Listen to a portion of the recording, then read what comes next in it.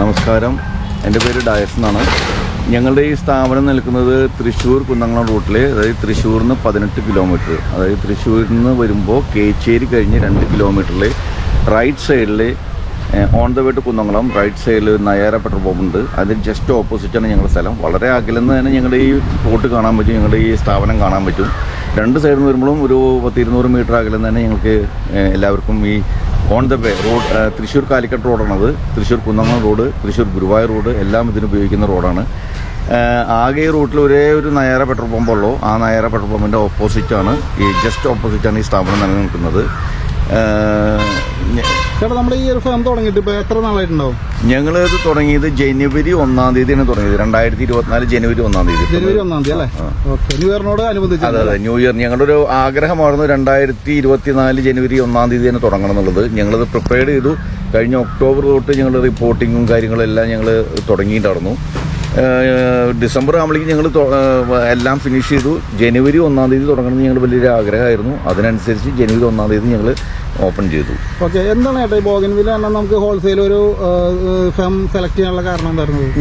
ഞങ്ങളുടെ വീട്ടിൽ ഞങ്ങളിപ്പോൾ ഈ ചെടികളെ പറ്റി ചെടികളോട് വലിയ ആഗ്രഹമുള്ളവരാണെങ്കിലും ചെടികളെ പറ്റി ആധികാരികമായിട്ടൊന്നും അറിയില്ല. എനിക്കറിയില്ല, വൈഫിന് കുറച്ചുകൂടി അറിയാം.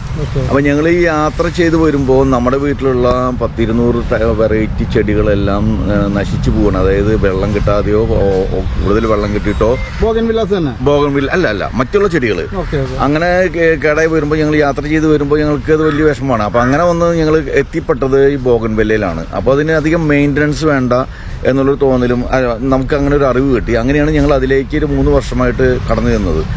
അപ്പോൾ പിന്നെ അത് മാത്രമേ ഞങ്ങളുടെ അന്വേഷണങ്ങൾ, വെറൈറ്റി സാധനങ്ങൾ കളക്ട് ചെയ്യല്. നമ്മൾ ഒരുവിധം ഇന്ത്യയുടെ എല്ലാ ഭാഗത്തും നമ്മൾ എത്തി പല വെറൈറ്റി സാധനങ്ങളും കൊണ്ടുവരാൻ ബൈ റോഡ് കാറിൽ കൊണ്ടുവരാൻ പറ്റുന്നതൊക്കെ നമ്മൾ കൊണ്ടുവരാറുണ്ട്. 1-2 പീസൊക്കെ കൊണ്ടുവന്ന് വീട്ടിൽ വയ്ക്കാറുണ്ട്. അപ്പോൾ അതിന് നമ്മൾ എവിടേക്ക് യാത്ര ചെയ്താലും ഒരു 15 ദിവസം കഴിഞ്ഞ് വന്നാലും അതിന് യാതൊരു കംപ്ലൈൻറ്റ് ഉണ്ടാവില്ല. നനയ്ക്കുന്ന ആൾ കൃത്യമായി നനച്ച് പൂവും വളമൊന്നും ചേർക്കണ്ട, ജസ്റ്റ് നനയ്ക്കുക, ഒന്നരാടം നനച്ചാൽ മതി. വളരെ വലിയൊരു കെയറിങ് ആവശ്യമില്ല എന്നുള്ള ഒറ്റ കാരണം കൊണ്ട് തന്നെയാണ് ഞങ്ങൾ ഈ ബോഗൻവില്ല സെലക്ട് ചെയ്തത്. അപ്പോൾ പലരും ഇതേപോലെ ഞങ്ങൾ ഡിസ്കസ് ചെയ്തു. ഇപ്പോൾ പലർക്കും ആഗ്രഹം എന്ന് പറഞ്ഞാൽ പൂച്ചെടി കാണാനാണ് എല്ലാവർക്കും ആഗ്രഹം. ഇന്ന പൂവ് അല്ലെങ്കിൽ ഇന്ന ചെടി കാണുന്ന അവർക്ക് അങ്ങനെ ഒരു ചിന്തയില്ല. പൂ മതി എല്ലാവർക്കും കാണാനായിട്ട് അട്രാക്റ്റീവ് ആയിട്ടുള്ള പൂവ് വേണം. അപ്പോൾ ഇതിൽ ഞങ്ങൾ അന്വേഷിച്ചപ്പോൾ ഇതിൽ 200-ൽ പരം വെറൈറ്റികൾ എടുക്കുകയാണ്. നമുക്കൊന്നും അത് അറിയില്ലായിരുന്നു. ഞങ്ങൾ കണ്ടിട്ടുള്ള നാട്ടിൽ ആകെ 5 വെറൈറ്റി 6 വെറൈറ്റി ഒക്കെ കണ്ടിട്ടുള്ളൂ. പക്ഷെ ഇതിനെ അന്വേഷിച്ച് ചെന്നപ്പോഴാണ് നമ്മൾ ഇത്രയും വെറൈറ്റികൾ നമ്മൾ കണ്ടത്. അപ്പോൾ പിന്നെ നമ്മൾ വിചാരിച്ചെന്ന് വെച്ചാൽ ഇത് എല്ലാവർക്കും ഒരു ഇതായിരിക്കും, നല്ലൊരു താല്പര്യമുള്ളൊരു വിഷയമായതുകൊണ്ട് എല്ലാവരുടെ വീട്ടിലും പൂക്കൾ നിറഞ്ഞു നിൽക്കണം. ഈ സീസൺ എന്ന് പറഞ്ഞു കഴിഞ്ഞാൽ നവംബർ ടു മെയ് വരെയാണ്.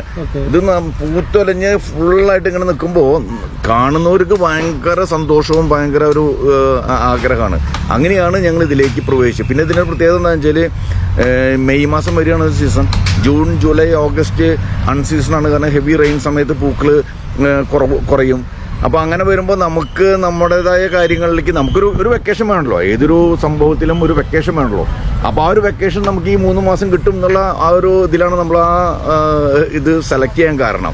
കൂടുതൽ ചെടികളിലേക്ക് കടന്നു കയറാൻ പലരും പറയുന്നുണ്ടെങ്കിലും നമ്മൾ അങ്ങനെ ചെന്ന് കഴിഞ്ഞാൽ നമ്മൾ ഹറിബറിയാവും, നമ്മൾ ലൈഫ് തന്നെ നമുക്ക് നഷ്ടപ്പെടും. അപ്പോൾ അത് പാടില്ല. ലൈഫ് വേണം, എല്ലാം വേണം. ലൈഫും വേണം, എൻ്റർടൈൻമെൻറ്റും വേണം, എൻജോയ്മെൻറ്റും വേണം, എവറിത്തിങ്. അപ്പോൾ അതുകൊണ്ട് ഇതിനോട് ബോഗൻവില്ലയിലേക്ക് വരാനുള്ള കാരണം. ചേട്ടനാണോ ചേച്ചിയാണോ ഈ ഫാം ഏറ്റവും കൂടുതലായിട്ട്? അയ്യോ, ഞാനിതിലൊന്നുമല്ല. ഈ സ്ഥലം ഒരുക്കി കൊടുക്കുക എന്നുള്ള ഒരു ചടങ്ങ് മാത്രമേ എൻ്റെ ഉള്ളൂ. ഇതിൽ സ്ഥലം ഒരുക്കി കൊടുക്കുക, അതിൻ്റെ ഉള്ള എല്ലാ കാര്യങ്ങളും അറേഞ്ച് ചെയ്ത് കൊടുക്കുക. ചെടികളെ പറ്റി A to Z ചെയ്യണത് മുഴുവൻ എൻ്റെ വൈഫ് പ്രിയാണ്. എനിക്കിതിനെപ്പറ്റി ABCD അറിയില്ല, ചെടികളെ പറ്റി ഒന്നും അറിയില്ല. ഞാൻ പുള്ളിയോടൊപ്പം നിന്ന് ഓരോന്നും മനസ്സിലാക്കി പഠിച്ചു വന്നുകൊണ്ടിരിക്കുകയാണ്. പുള്ളിയും ഫുള്ളിയായിട്ട് അറിയുന്ന ഒരാളൊന്നല്ല, എങ്കിലും എന്നേക്കാൾ ബെറ്ററാണ് പുള്ളി. അതുകൊണ്ട് പുള്ളിയിൽ നിന്നാണ് ഞാൻ പല കാര്യങ്ങളും ചില കസ്റ്റമേഴ്സിനൊക്കെ ഞാൻ തെറ്റായി പറയാറുണ്ട്. അപ്പോൾ പുള്ളിക്കാരത്തി അത് തിരുത്താറുണ്ട്. അങ്ങനെയല്ല, ഇങ്ങനെയാണെന്ന് പറയും. അപ്പോഴാണ് നമ്മൾ കൂടുതൽ ഇതിനെപ്പറ്റി സ്റ്റഡി ചെയ്യുന്നത്. നമുക്കൊരു തെറ്റ് വരുമ്പോഴാണല്ലോ നമ്മൾ പഠിക്കുന്നത്. അങ്ങനെ ഞാൻ പഠിച്ചെടുത്താണ് ഇത്. പരിചയപ്പെടുത്താമോ? എൻ്റെ പേര് പ്രിയ ഡയസ്. ഞാനിപ്പോൾ ഈ സംരംഭമായിട്ട് മുന്നോട്ട് പോയിക്കൊണ്ടിരിക്കുന്നു. ചേച്ചി, ഇപ്പോൾ നമുക്ക് നിലവിൽ ഇപ്പോൾ എത്ര വെറൈറ്റീസ് നമ്മളിവിടെ ചെയ്യുന്നുണ്ട്? ഇവിടെ നമുക്ക് 100-ലധികം വെറൈറ്റികളുണ്ട്. സ്റ്റോക്ക് ഉണ്ട്. ഇതില് ഇമ്പോർട്ടഡ് വെറൈറ്റീസിന്റെ ഗ്രാഫ്റ്റുകളും ലെയറുകളും ആണുള്ളത്. പിന്നെ ഹൈബ്രിഡ്സിൻ്റെ ഒരു വലിയൊരു കളക്ഷൻ തന്നെ നമുക്കുണ്ട്. ഓക്കെ. ഇതിൽ തന്നെ വെറൈറ്റികൾ ഒത്തിരി ഉണ്ട്. അത് വെറൈറ്റികൾ എന്ന് പറഞ്ഞാൽ ഓരോന്നിൻ്റെയും വ്യത്യാസങ്ങൾ വളരെ മൈന്യൂട്ടാണ്. നമ്മളത് ശരിക്കും ഒബ്സർവ് ചെയ്യുമ്പോഴാണ് അത് മനസ്സിലാവുക. ഒറ്റ നോട്ടത്തിൽ നോക്കുമ്പോൾ നമ്മളുടെ കളറുകൾക്ക് ഏകദേശം സാമ്യം തോന്നിയാലും അതിൻ്റെ ലീഫിൻ്റെ പാറ്റേണിൽ, ലീഫിൻ്റെ കളറുകളിൽ അങ്ങനെ ഒരുപാട് വേരിയേഷൻസ് ഇതിനകത്ത് വരുന്നുണ്ട്. ഓക്കെ. നമ്മുടെ ഈ വരുന്ന കസ്റ്റമേഴ്സിൽ എല്ലാവർക്കും ചിലപ്പോൾ സാമ്പത്തികമായിട്ട് ബുദ്ധിമുട്ടുകളുണ്ടാവും. അവർ ചെടികളെ ഒരുപാട് സ്നേഹിക്കുന്നവരായിരിക്കും. പക്ഷെ അവർക്ക് സാമ്പത്തികമായിട്ട് ചിലപ്പോൾ വാങ്ങിക്കാനുള്ള ഒരു കപ്പാസിറ്റി ഉണ്ടാവില്ല.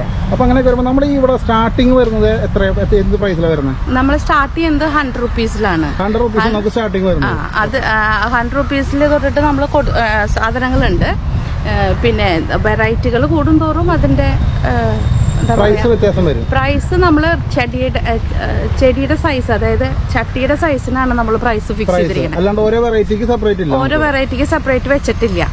നമ്മളും ഇനീഷ്യൽ സ്റ്റേജ് ആണ്. അപ്പൊ നമ്മളും ഈ വെറൈറ്റികളെ കുറിച്ചൊക്കെ നമ്മൾ ഒരുപാട് റിസർച്ച് ചെയ്ത് വരുന്നേ ഉള്ളൂ. അപ്പൊ എല്ലാത്തിന്റെയും പേരുകൾ അല്ലെങ്കിൽ അതിന്റെ മാർക്കറ്റ് പ്രൈസ് ഒന്നും നമ്മൾ വാല്യൂ ചെയ്തിട്ടില്ല. എന്നുവെച്ചാൽ അത്രയും കൂടെ അതിനെ കുറിച്ചിട്ട് ഇത് ചെയ്തിട്ടില്ല.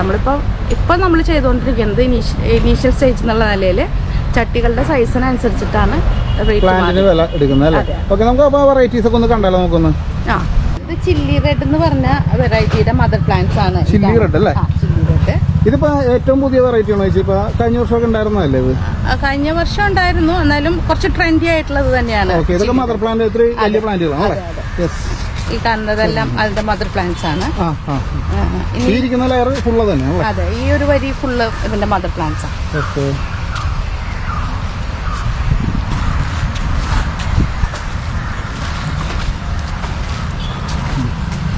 ഇത് ബ്ലൂബെറി ഐസ് എന്ന് പറയുന്ന ബ്ലൂബെറി ഐസ് അല്ലേ?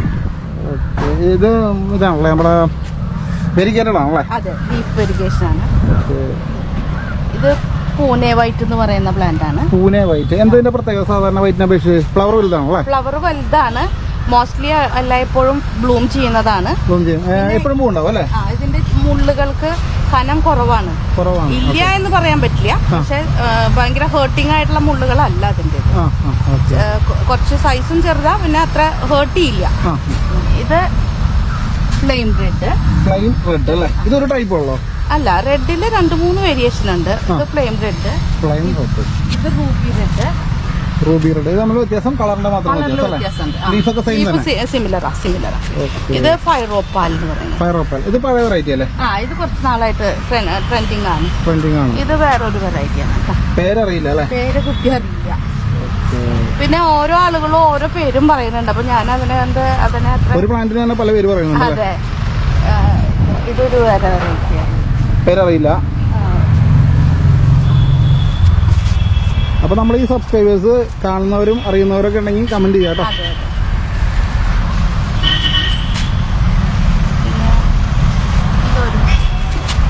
ഇത് ഈ പുതിയത് വന്നിരിക്കുന്നല്ലേ? എന്റെ പേരറിയില്ല അല്ലേ? പേര് കേൾക്കുന്നത് ഈ ചൈനീസ് ലാൻഡ്രോൺ എന്ന് പറയുന്നതിന്റെ വെരിഗേറ്റഡ് ആണ്. വെരിഗേറ്റഡ് ആണെന്നാണ് ഇതുവരെ എനിക്ക് കിട്ടിയിട്ടുള്ള ഇൻഫർമേഷൻ. ഞാനത് ആധികാരികമായിട്ട് പറയാൻ ആഗ്രഹിക്കുന്നില്ല. ഇത് ചില്ലി ഐസ്ക്രീം. ചില്ലി ഐസ്ക്രീം ഒരു ടൈപ്പ് ഉള്ളോ? ശരിക്കും അതെ, ചില്ലി ഐസ്ക്രീം ഒരെണ്ണുള്ളൂ. ഫ്ലവർ ഭയങ്കര ചെറുതായിട്ട് തോന്നുന്നു. അതെ, ചെറുതാണ്, പക്ഷെ നല്ലപോലെ ബ്ലൂം ചെയ്യണ്ട. ഇതൊരു വെറൈറ്റിയാണ്. ഇതിന്റെ പേര് കൃത്യം എനിക്കറിയില്ല. പേരറിയില്ല. ഇത് ചോക്ലേറ്റ് ബ്രൗൺ എന്ന് പറയുന്ന. ഏതാ? Chocolate brown. ചോക്ലേറ്റ്.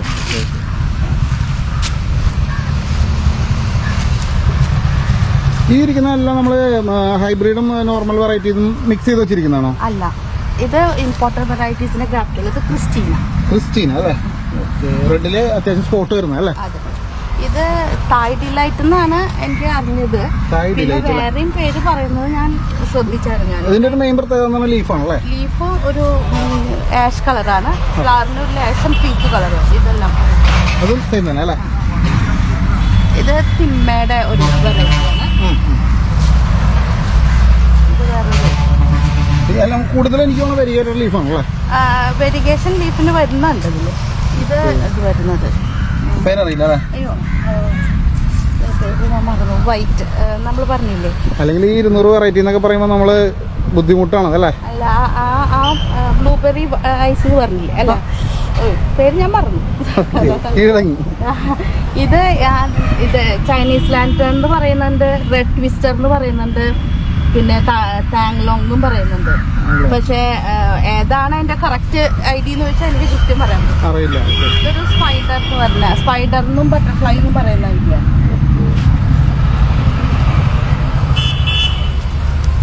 ഇതും അതുപോലെ തന്നെ വൈറ്റ് വിടാധാരി ലിപ്സ്റ്റിക് എന്നാണ് അതിനെ ഞാൻ അറിഞ്ഞിടത്തോളം പേര്.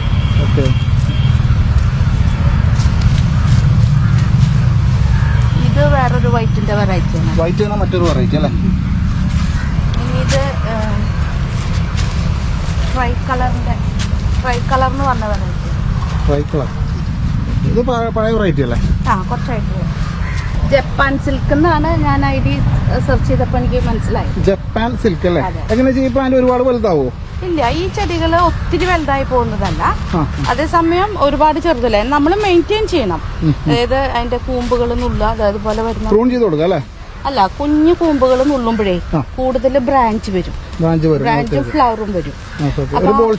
അതെ അതെ, അതാണ് നമ്മൾ ചെയ്യുന്ന ഇവിടുത്തെ ടെക്നിക്ക്. ഇത് ആ ടാങ്ലോങ് റെഡ് ട്വിസ്റ്റർ എന്നൊക്കെ പറഞ്ഞില്ലേ? അല്ല, കുറച്ചായിട്ടുണ്ടാവണം അത്. ഇതിന്റെ വേറെ കളറാണ് ഇപ്പോഴത്തെ പുതിയതെന്ന് പറയുന്നത്. അതിന്റെ തന്നെ പീച്ച് ഉണ്ട്. ഇത് ടാങ്ലോങ്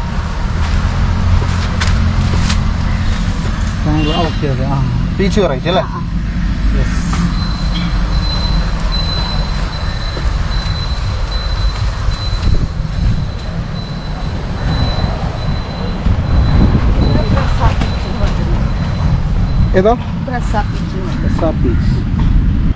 ഇതൊരു ഫാസ്റ്റ് മൂവിംഗ് ആയിട്ടുള്ള ഒരു വെറൈറ്റിയാണ്.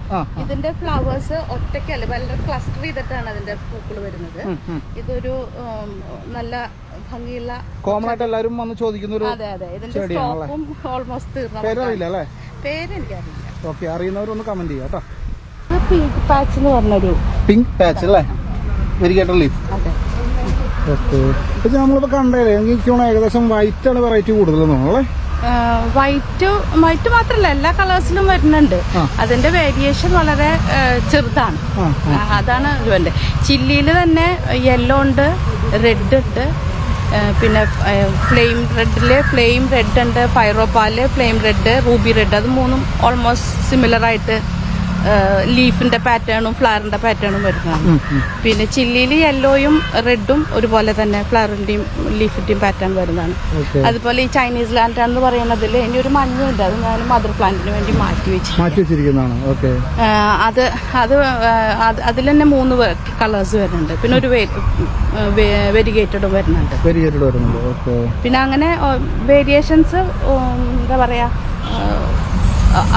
വളരെ മൈന്യൂട്ടാണ്. ചില ചെടികൾ നമ്മൾ സൂക്ഷിച്ച് നോക്കിയാൽ മാത്രമേ കാണുള്ളൂ. ചെറിയ മൈന്യൂട്ട് ആയിട്ടുള്ള വേരിയേഷൻസ് ആണ് ഓരോന്ന്. ഈ പറയുന്ന ചെടിയും ചില്ലി ഐസ്ക്രീമും തമ്മിൽ ഒരു സാമ്യമുണ്ട്. ഇത് വലിയ പൂക്കളാണ്, വലിയ പൂക്കളും വലിയ ചെടിയാണ്. ചില്ലി ഐസ്ക്രീം എന്ന് പറയുന്നതിന്റെ പൂക്കള് ചെറുതാണ്, ഇല ചെറുതാണ്, ചെടി ഒരുപാട് വലുതാവില്ല, ഒരു മീഡിയം ടൈപ്പ് ഒക്കെ ആവുള്ളൂ. ഇതിനെ വേണമെങ്കിൽ നമുക്ക് കുറച്ചുകൂടി ഉയരത്തിൽ കാറ്റത്തൊക്കെ നിൽക്കുന്നുണ്ട്. എന്റെ വലിയ ചെടികൾ നിൽക്കുന്നുണ്ട്. ഇതെന്തോ ചെറി ബ്ലോസം എന്നോ മറ്റാണ് അതിനെ കണ്ടത്. സെർച്ച് ചെയ്ത് നോക്കിയപ്പോ കണ്ടത് അതാണ്. അപ്പൊ നമുക്ക് ഈ പറഞ്ഞ യഥാർത്ഥം പറഞ്ഞ എല്ലാ പ്ലാന്റും നമുക്ക് വലുതാക്കി എടുക്കാൻ പറ്റില്ല. ഈ ഇമ്പോർട്ടഡ് വെറൈറ്റീസ് വലുതാവുന്നതിൽ ഒരു ലിമിറ്റ് ഉണ്ട്. ഒരു മീഡിയം ടൈപ്പ് ഒക്കെ വളരുള്ളൂ. ഒരു ആവറേജ് ഹൈറ്റ് ഒക്കെ അതിന് വരുള്ളൂ.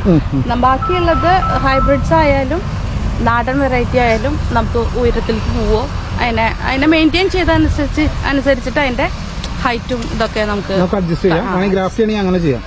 അത് ഗ്രാഫ്റ്റ് ചെയ്യാൻ എല്ലാത്തിനും നാടൻ ചെടികളാണ് കൂടുതലാണ്. കാരണം അവര് നമ്മുടെ ക്ലൈമറ്റുമായിട്ട് നല്ല അഡാപ്റ്റഡ് ആണ്. അപ്പൊ അതിന്റെ മുകളിൽ നമ്മൾ ഗ്രാഫ്റ്റ് ചെയ്യുമ്പോൾ ഡെഫിനറ്റ്ലി ഈ ചെടിക്ക് ഭയങ്കര സപ്പോർട്ടാണ്. ഈ ഫോറിൻ വെറൈറ്റീസിന് ഭയങ്കര സപ്പോർട്ടാണ്. അവര് കുറേയും കൂടി നന്നായിട്ട് ഗ്രോ ചെയ്യും. അതുകൊണ്ട് തന്നെ എനിക്ക് നാടനിലാണ് എല്ലാവരും ഗ്രാഫ്റ്റ് ചെയ്യാൻ ചൂസ് ചെയ്യുന്നത്. അതെ അതെ, ഹൈബ്രിഡൈസേഷന്റെ ഒരു എവിഡന്റ് ആയിട്ടുള്ള ഫോമാണ് ഈ കാണുന്നത്. ഈ ചെടിയിൽ തന്നെ 2 കളർ വന്നിട്ടുണ്ട്. ഇത് ഗ്രാഫ്റ്റ് അല്ല, ഓട്ടോമാറ്റിക് ആയിട്ട് വരുന്ന ഒരു സംഭവമാണിത്. ഹൈബ്രിഡൈസേഷൻ സംഭവിക്കുന്നതാണിത്. ഈ ഈ വെറൈറ്റിയുടെ ഒരു ബ്രാഞ്ച് ഈ കളറായിട്ട് വരുന്നതാണ്. ഓക്കെ. അതിന്റെ ബേസിക് നേച്ചറിലേക്ക് പോയിട്ടുള്ളതാണ്. ഓക്കെ. അല്ലെങ്കിൽ നമ്മൾ സാധാരണ കാണുന്നൊക്കെ ഗ്രാഫ്റ്റ് ചെയ്താണ് 2 കളറൊക്കെ വരുന്നത്. അതെ, അത് ഒറിജിനലി ആ ചെടികൾ തന്നെയാണ്. അവർ ഇമ്പോർട്ടഡ് ആയിട്ട് നമ്മുടെ നാട്ടിലേക്ക് വന്നിട്ടാണ് നമ്മളുടെ ചെടികളുടെ ഗ്രാഫ്റ്റ് ചെയ്ത് വെക്കണത്. ആ ചെടികളുടെ കളർ ഇതുപോലെ മാറുന്നില്ല. പക്ഷെ നമ്മുടെ അവിടെ ഹൈബ്രിഡ്സിൽ വരുന്നതിന്റെ കളറിലോ ഇലയുടെ കളറിലൊക്കെ വേരിയേഷൻസ് വരുന്നുണ്ട്. ഇതാണ് അതിന്റെ ഒരു എക്സാമ്പിൾ ആണിത്. ഞാൻ പലപ്പോഴും കഴിഞ്ഞ ദിവസം ഞാൻ വേറൊരു പ്ലാന്റിൽ കണ്ടിരുന്നു, സ്പൈഡറിന്റെ ഒരു പ്ലാന്റിൽ. അത് ഇവിടെ ഉണ്ട്, അവിടെ ഞാൻ കാണിക്കാം. ആ ചെടിയിലും ഇതുപോലെ ആ മദർ അതിന്റെ ബേസിക് നേച്ചറിലേക്കുള്ള ഒരു ബ്രാഞ്ച് കണ്ടിട്ടുണ്ടായിരുന്നു. ഇതാ ഈ ചെടി.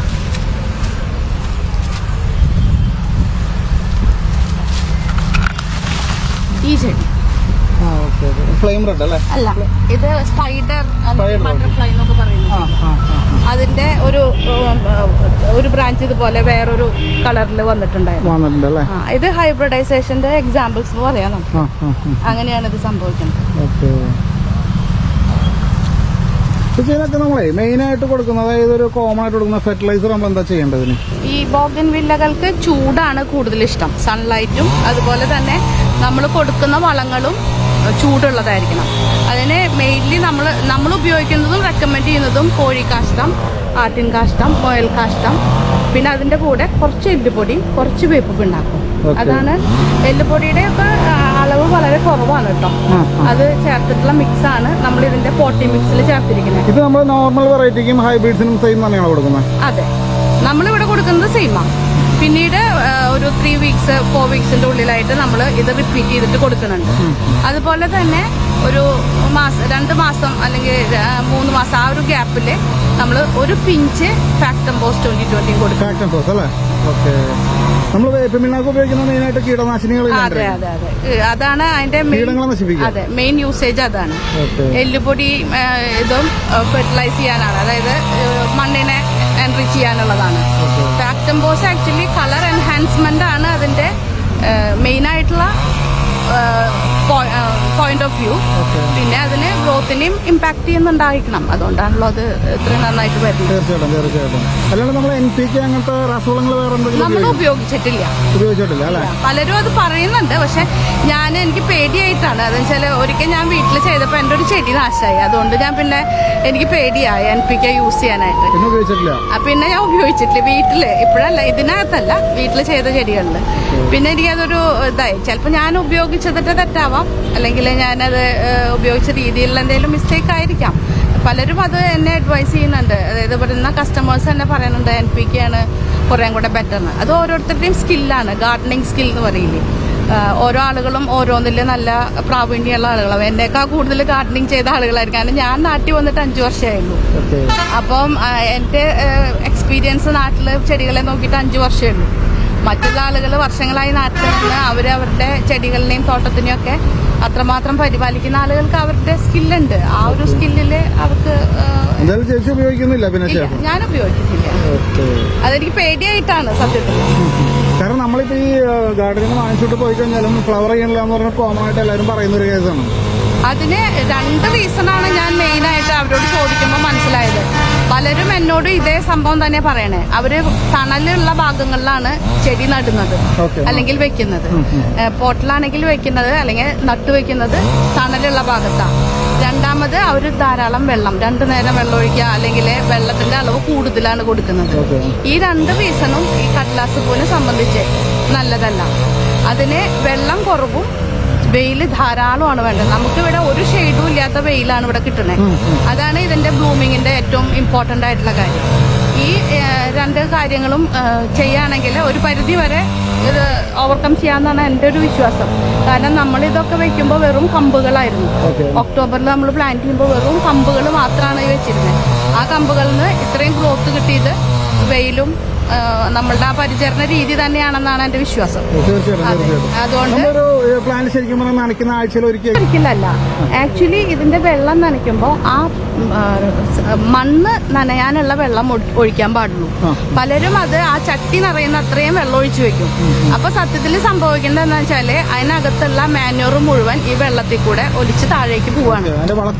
അതെ, അത് പലരും അത് നോട്ടീസ് ചെയ്യണില്ല എന്നാണ് എനിക്ക് നമ്മൾ കസ്റ്റമേഴ്സായിട്ട് സംസാരിക്കുമ്പോൾ മനസ്സിലാവണേ. ധാരാളം വെള്ളം ഒഴിക്കുന്നതാണ് എല്ലാവരും പറയണേ. അപ്പൊ ഞാൻ അവരുടെ അടുത്ത് പറയുന്നത് ചട്ടിയിലെ മണ്ണ് നനയണം, താഴേക്ക് വെള്ളം ഒഴുകി പോവാൻ അനുവദിക്കാതിരിക്കാം. അതെ, അപ്പൊ ആ മാന്യൂർ മുഴുവൻ ചെടിക്ക് കിട്ടുകയും ചെയ്യും. അത് ചെടിയിലെ അതിന്റെ ഗ്രോത്ത് നമുക്ക് കാണാനും പറ്റും. പിന്നെ സൂര്യപ്രകാശം വളരെ ഇമ്പോർട്ടന്റ് ആണ് ഇതിനകത്ത്. എത്രയും സൂര്യപ്രകാശം കിട്ടണോ അത്രയും ബ്ലൂമിങ് കൂടി നിൽക്കും. പിന്നെ നനയ്ക്കുമ്പോൾ നമ്മൾ മുകളിലൂടെ സ്പ്രേ ചെയ്ത് നനയ്ക്കാതിരിക്കുകയാണെങ്കിൽ ഇതിന്റെ ഡ്യൂറബിലിറ്റി കൂടും, പൂവും ഇലയും കൊഴിയാതിരിക്കും. അതെ അതെ. അപ്പൊ നമ്മൾ ഈ വളം ചെടിക്ക് അപ്ലൈ ചെയ്യുന്ന രീതി ഒന്ന് എക്സ്പ്ലെയിൻ ചെയ്യാവോ? വളം ഇടുന്നതിന് മുൻപാണ് ചെടി നനയ്ക്കേണ്ടത്. സാമാന്യം നല്ലപോലെ നനച്ച് അതിൻ്റെ ചട്ടിയുടെ സൈഡിലായിട്ട് അല്ലെങ്കിൽ വേരിൽ നിന്ന് ചെടിയുടെ കടഭാഗത്തു നിന്ന് കുറച്ച് നീങ്ങിയിട്ടാണ് വളം വെക്കേണ്ടത്. അതിങ്ങനെ വെറുതെ വെച്ചാലും മതി, വെറുതെ ഒരു പോയിന്റിൽ വെച്ചാലും മതി. എന്നിട്ട് അടുത്ത ദിവസം നനയ്ക്കുമ്പോഴേക്കും ഈ വെള്ളത്തിൻ്റെ നനവുകൊണ്ട് അത് കുതിർന്ന് ഒലിച്ചു പോവാത്ത പോലെ ആയിട്ടുണ്ടാവും. എന്നിട്ട് അത് സ്ലോലി അത് മണ്ണിലേക്കാണത് ഇറങ്ങിച്ചില്ല. അതേസമയം നമ്മൾ വളം വെച്ചിട്ട് നനയ്ക്കുകയാണെങ്കിൽ അത് മുഴുവൻ കടക്കിലേക്കാണ് അത് അടിഞ്ഞു കൂടുക. അപ്പൊ അത് ചിലപ്പോൾ കടഭാഗത്തിനെ എഫക്ട് ചെയ്തേക്കാം. എല്ലാം നാശമാവണമെന്നല്ല, ചിലപ്പോൾ അതിനൊരു പോസിബിലിറ്റി ഉണ്ട്. അതുകൊണ്ട് നമുക്ക് ഏറ്റവും ബെറ്റർ ആയിട്ടുള്ളത് നനച്ചതിന് ശേഷം ഈ വളം കടക്കിൽ നിന്ന് കുറച്ച് നീക്കി വെക്കുക. അപ്പൊ അത് താഴേക്കായിരിക്കും പിന്നെ നനയ്ക്കുമ്പോൾ. അതും ഓവറായിട്ട് നനയ്ക്കാതെ ചട്ടി ആ മണ്ണ് ഫുള്ള് നനയുന്ന ഒരു അത്രയും വെള്ളം കൊടുക്കും. വെള്ളം താഴേക്ക് ഒഴുകി അധികം പോവാതിരിക്കാൻ ശ്രമിക്കും. നമ്മൾ ഈ ചട്ടിയിൽ നടുന്നതും അതേപോലെ പുറത്തിടുന്ന നമ്മൾ ഡിഫറൻസ് എന്താ പറയുന്നത്? പുറത്തിടുമ്പോൾ എനിക്ക് ചെടി ഓവറായിട്ട് വളരുന്നു അല്ലേ? പുറത്ത് നടുമ്പോൾ നമ്മൾ ശ്രദ്ധിക്കേണ്ട കാര്യമാണ് വെയില്, അതുപോലെ മണ്ണ് കട്ട പിടിക്കുകയും വെള്ളം കെട്ടി നിൽക്കുകയും ചെയ്യാത്ത സ്ഥലം. അങ്ങനെ ഈ 2-3 കാര്യങ്ങൾ വളരെ ഇമ്പോർട്ടൻ്റ് ആണ് പുറത്ത് നടുമ്പോൾ. ഇത് രണ്ടും നമ്മൾ കെയർ ചെയ്തില്ലെങ്കിൽ ചെടിക്കല്ല കുഴപ്പം, ചെടി ഇങ്ങനെ വളർന്ന് ഉയരത്തിൽ അങ്ങ് ധാരാളം പോകും. അതായത് സൂര്യപ്രകാശം അന്വേഷിച്ചിട്ട് ചെടിയുടെ ഹൈറ്റ് ഒരുപാട് കയറിപ്പോവും. ഒപ്പം തന്നെ പിന്നെ മഴക്കാലത്തൊക്കെ വെള്ളം കെട്ടി നിന്ന വേരിനെ ചിലപ്പോൾ അത് ബാധിച്ചു വരാം. ഇത് രണ്ടുമാണ് നിലത്ത് നടുമ്പോൾ നമ്മൾ ശ്രദ്ധിക്കേണ്ട കാര്യങ്ങൾ. സൂര്യപ്രകാശം നല്ലുള്ള സ്ഥലത്താണെങ്കിൽ നമുക്കതിനെ മെയിൻറ്റെയിൻ ചെയ്ത് പോവാം. ചെടി വളരും, ചെടിയുടെ വളർച്ചേനെ നമുക്ക് ഇത്രയിൽ തന്നെ നിൽക്കണം എന്ന് വാശി പിടിക്കാൻ പറ്റില്ല. ചെടി വളരുമ്പോൾ നമുക്ക് പ്രൂൺ ചെയ്ത് അതിനെ നമ്മളുടെ കൺട്രോളിൽ ചെയ്യാം. അതിന്റെ ആവശ്യമുള്ള ഹൈറ്റിൽ നിർത്തുവോ അല്ലെങ്കിൽ അതിന്റെ ബ്രാഞ്ചസ് ഒക്കെ എത്ര വേണം എന്നുള്ളത് നമുക്ക് ഡിസൈൻ ചെയ്യാൻ പറ്റും. അല്ലാന്നുണ്ടെങ്കിൽ അത് അതിന്റെ ഇഷ്ടത്തിന് ഇങ്ങനെ വളർന്നു പോയി അത് നല്ല ഹൈറ്റിലൊക്കെ പോകുന്ന. അപ്പൊ നമ്മൾ ഈ വളം ചെടിക്ക് അപ്ലൈ ചെയ്യുന്ന രീതി ഒന്ന് എക്സ്പ്ലെയിൻ ചെയ്യാവോ? വളം ഇടുന്നതിന് മുൻപാണ് ചെടി നനയ്ക്കേണ്ടത്. സാമാന്യം നല്ലപോലെ നനച്ച് അതിൻ്റെ ചട്ടിയുടെ സൈഡിലായിട്ട് അല്ലെങ്കിൽ വേരിൽ നിന്ന് ചെടിയുടെ കടഭാഗത്തു നിന്ന് കുറച്ച് നീങ്ങിയിട്ടാണ് വളം വെക്കേണ്ടത്. അതിങ്ങനെ വെറുതെ വെച്ചാലും മതി, വെറുതെ ഒരു പോയിന്റിൽ വെച്ചാലും മതി. എന്നിട്ട് അടുത്ത ദിവസം നനയ്ക്കുമ്പോഴേക്കും ഈ വെള്ളത്തിൻ്റെ നനവുകൊണ്ട് അത് കുതിർന്ന് ഒലിച്ചു പോവാത്ത പോലെ ആയിട്ടുണ്ടാവും. എന്നിട്ട് അത് സ്ലോലി അത് മണ്ണിലേക്കാണത് ഇറങ്ങിച്ചില്ല. അതേസമയം നമ്മൾ വളം വെച്ചിട്ട് നനയ്ക്കുകയാണെങ്കിൽ അത് മുഴുവൻ കടക്കിലേക്കാണ് അത് അടിഞ്ഞു കൂടുക.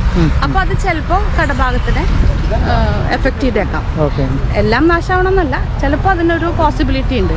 അതുകൊണ്ട് നമുക്ക് ഏറ്റവും ബെറ്റർ ആയിട്ടുള്ളത് നനച്ചതിന് ശേഷം ഈ വളം കടക്കിൽ നിന്ന് കുറച്ച് നീക്കി വെക്കുക.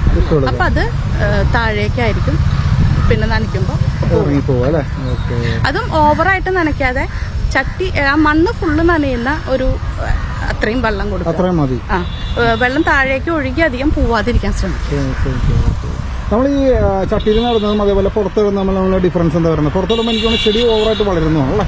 പുറത്ത് നടുമ്പോൾ നമ്മൾ ശ്രദ്ധിക്കേണ്ട കാര്യമാണ് വെയില്, അതുപോലെ മണ്ണ് കട്ട പിടിക്കുകയും വെള്ളം കെട്ടി നിൽക്കുകയും ചെയ്യാത്ത സ്ഥലം. അങ്ങനെ ഈ 2-3 കാര്യങ്ങൾ വളരെ ഇമ്പോർട്ടൻ്റ് ആണ് പുറത്ത് നടുമ്പോൾ. ഇത് രണ്ടും നമ്മൾ കെയർ ചെയ്തില്ലെങ്കിൽ ചെടിക്കല്ല കുഴപ്പം, ചെടി ഇങ്ങനെ വളർന്ന് ഉയരത്തിൽ അങ്ങ് ധാരാളം പോകും. അതായത് സൂര്യപ്രകാശം അന്വേഷിച്ചിട്ട് ചെടിയുടെ ഹൈറ്റ് ഒരുപാട് കയറിപ്പോവും. ഒപ്പം തന്നെ പിന്നെ മഴക്കാലത്തൊക്കെ വെള്ളം കെട്ടി നിന്ന വേരിനെ ചിലപ്പോൾ അത് ബാധിച്ചു വരാം. ഇത് രണ്ടുമാണ് നിലത്ത് നടുമ്പോൾ നമ്മൾ ശ്രദ്ധിക്കേണ്ട കാര്യങ്ങൾ. സൂര്യപ്രകാശം നല്ലുള്ള സ്ഥലത്താണെങ്കിൽ നമുക്കതിനെ മെയിൻറ്റെയിൻ ചെയ്ത് പോവാം. ചെടി വളരും, ചെടിയുടെ വളർച്ചേനെ നമുക്ക് ഇത്രയിൽ തന്നെ നിൽക്കണം എന്ന് വാശി പിടിക്കാൻ പറ്റില്ല. ചെടി വളരുമ്പോൾ നമുക്ക് പ്രൂൺ ചെയ്ത് അതിനെ നമ്മളുടെ കൺട്രോൾ അല്ലാന്നുണ്ടെങ്കിൽ അത് അതിന്റെ ഇഷ്ടത്തിന് ഇങ്ങനെ വളർന്നു പോയി അത് നല്ല ഹൈറ്റിലൊക്കെ പോകുന്ന ചെടികളുണ്ട്. അൺകൺട്രോൾഡ് ആയിരിക്കും അതിന്റെ ഗ്രോത്ത്. ഫ്ലവറിംഗ് എല്ലാം സെയിം തന്നെ ആയിരിക്കും അല്ലേ? ഫ്ലവറിങ്ങും ഇതിനെ ഡിപ്പെൻഡ് ചെയ്തിട്ടാണ്, സൺലൈറ്റിനെയും വെള്ളത്തിനെയും ഡിപ്പെൻഡ് ചെയ്തിട്ടാണ് ഫ്ലവറിങ്ങും വരുന്നത്. അപ്പൊ വെള്ളം കൂടുമ്പോ അതില് ലീഫിനാണ് കൂടുതൽ സാധ്യത, പൂക്കളുടെ ഇത് കുറയാനാണ്. കുറച്ചൊരു ഡ്രൈ ഫീൽ വരുമ്പോഴാണ് പൂക്കൾ വരുന്നത്.